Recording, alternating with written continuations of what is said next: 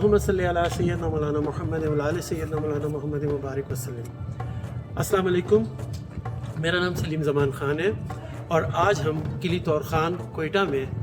ایک قبرستان کے پاس کھڑے ہیں۔ یہ اس قبرستان کی سگنیفیکنس بتانے سے پہلے میں آپ کو ایک واقعہ سناتا ہوں۔ 60 کی دہائی میں ترکی میں ایک علاقہ تھا جسے گوپیکیلی ٹیپے کہتے ہیں۔ ٹیپے کا مطلب ایک چھوٹی سی ہل یا چھوٹا سی پہاڑی ہے، اور اس جگہ کو یہ کوئی 50 فٹ اونچی پہاڑی تھی، جس کو جب لوگوں نے جا کے دیکھا تو وہاں پر انہیں انسانوں کی باقیات، پرانے برتن اور چونے کے پتھر کے نشانات ملے۔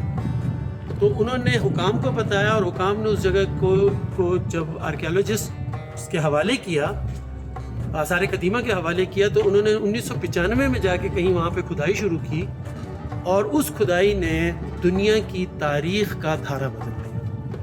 بائبل کے حوالے سے انسانی تاریخ 8000 سال پرانی ہے، اور جو ہماری سائنسی تاریخ بتاتی ہے کہ انسان نے ذرات 12,000 سال پہلے شروع کی۔ لیکن گوپیکیلی ٹیپے وہ سائٹ ہے جس کو 20 فٹ کھدائی، اس 50 فٹ کی جو پہاڑی تھی اس کو 20 فٹ کھدائی جب کی گئی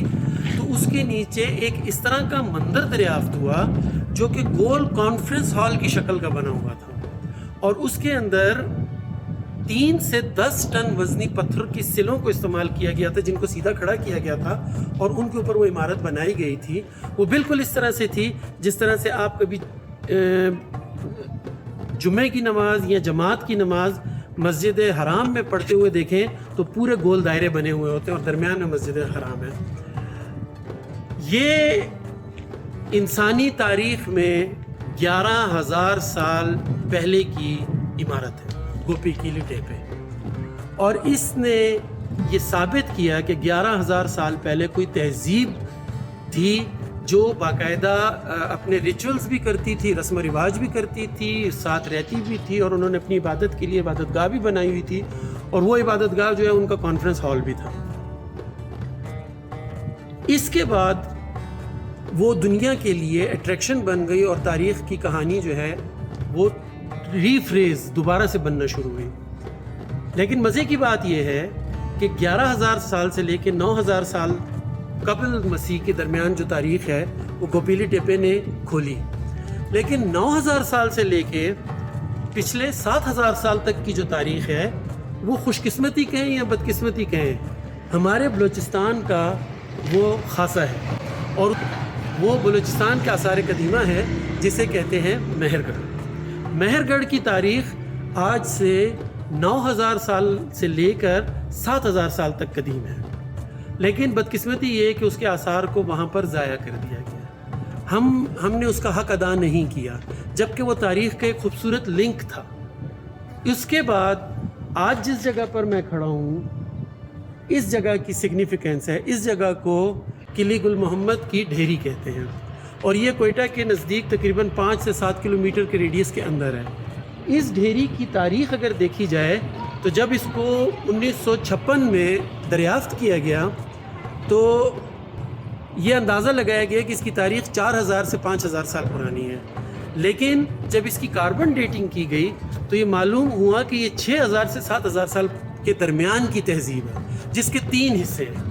پہلا حصہ وہ ہے جس میں اس تہذیب کے پاس گھاس پھوس پہ رہنا تھا اور برتنوں کی بجائے وہ پتھر کا استعمال کرتے تھے۔ دوسرا حصہ اس کا وہ ہے جہاں پر مٹی کے گھر، گھاس پھوس کی جھوپڑیاں اور مٹی کے برتن بنانے شروع کی، اور تیسرا حصہ باقاعدہ تہذیب یافتہ ہے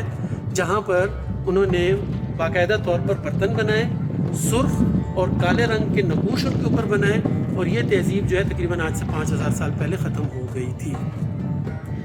اس تہذیب کا جو تعلق ہے وہ 120 کلومیٹر دور یہاں سے انجیرہ ایک علاقہ ہے جو خضدار کے پاس ہے، وہاں پر موجود 3 اور ڈھیریاں اس طرح سے ملی ہیں جن کی تاریخ کو جب چیک کیا گیا ہے، جس کی کاربن ڈیٹنگ کی گئی ہے تو وہ 6,000 سال پرانی ہے۔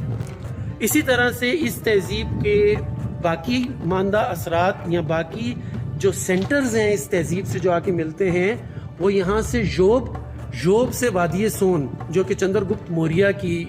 وادی تھی، اور وادی سون سے وہ ٹیکسلا میں جا کے ملتے ہیں، اور ٹیکسلا سے یہ آگے چائنا تک جاتا ہے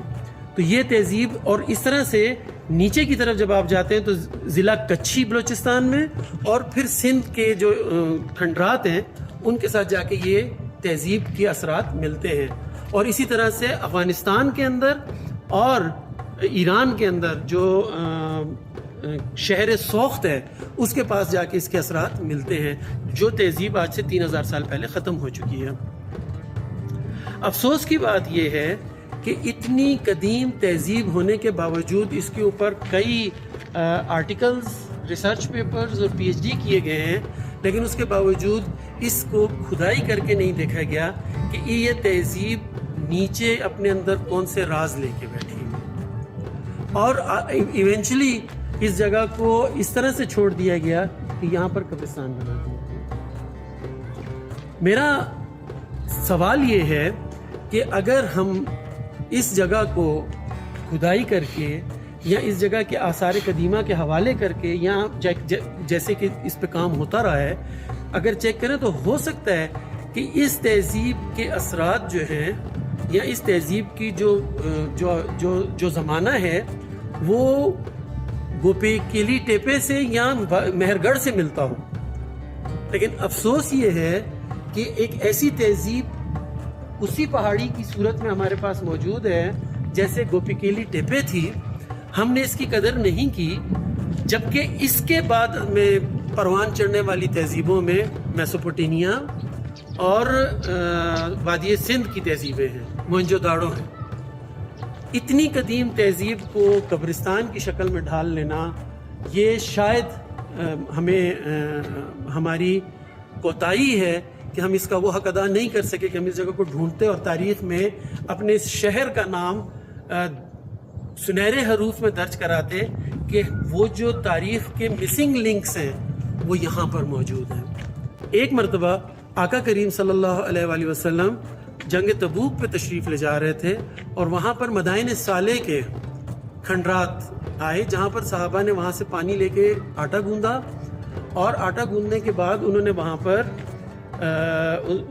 کھانا بنایا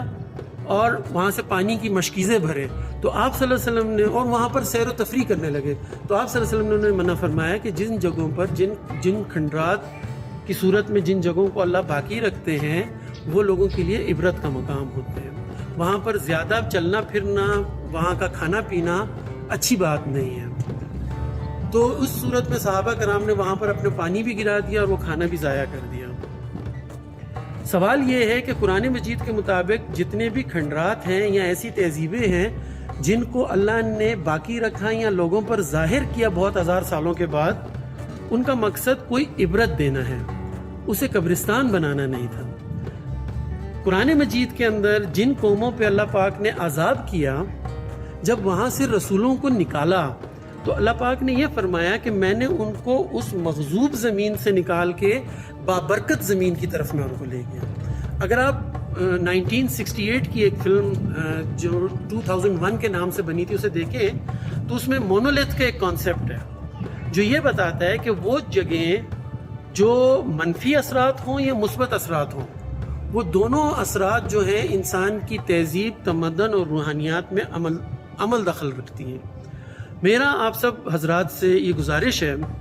کہ اس طرح کی جگہوں کو اگر ہم تاریخ کے لیے چھوڑ دیں تو شاید یہ ہم اپنی آنے والی نسلوں پر مہربانی کریں گے. میں آپ تمام دوستوں کو دعوت دیتا ہوں کہ کوئٹہ اور کوئٹہ کے مضافات میں جو تاریخی ورثہ ہے جس کی کم سے کم عمر 5000 سے لے کے 7000 سال تک ہے، اس کو ضرور وزٹ کریں اور ان جگہوں کو ایکسپلور کریں. وآخر دعوانا الحمدللہ رب العالمین.